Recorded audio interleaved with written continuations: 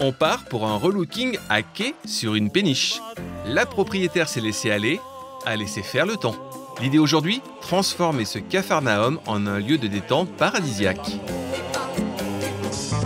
Le mobilier en bois bien vécu, il faudra le reponcer, le traiter aux huiles essentielles pour le rendre comme neuf. Mais là, on fait table rase du passé. Pour diminuer le côté bouillant du métal en été et profiter de sa petite terrasse flottante en hiver, je drape le tout d'un gazon synthétique nouvelle génération. On a posé un gazon synthétique de 30 mm, plutôt foncé pour avoir un rendu assez naturel qui se marie bien aux plantes. Sa qualité première, c'est d'être souple. Ici, on avait un sol pas plan, donc ça a permis d'épouser la forme facilement.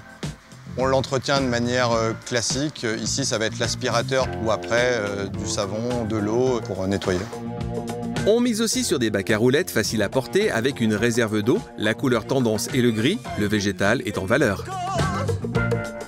Ce sont des bacs qui sont déjà extrêmement légers, résistants aux intempéries, aux UV et avec un design très élégant.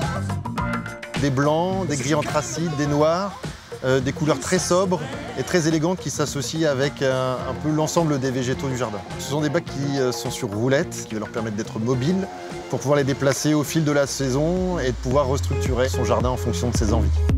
Le végétal doit être résistant sur une péniche, résistant au vent et aux aléas climatiques. On mise sur des photinia qui changent de visage au fil des saisons, sur des bambous fins qui filtrent la lumière tout en masquant les vues indiscrètes, et puis sur l'Eleagnus panaché qui reprend les codes couleurs de ce jour, à savoir gris, vert et jaune.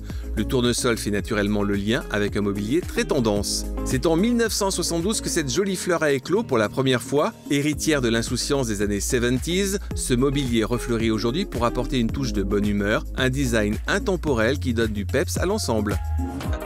Un aménagement qui reste sobre et simple, on est resté dans un code couleur efficace, jaune, vert et blanc, avec le fil conducteur des tournesols repris aussi par cette réédition du mobilier.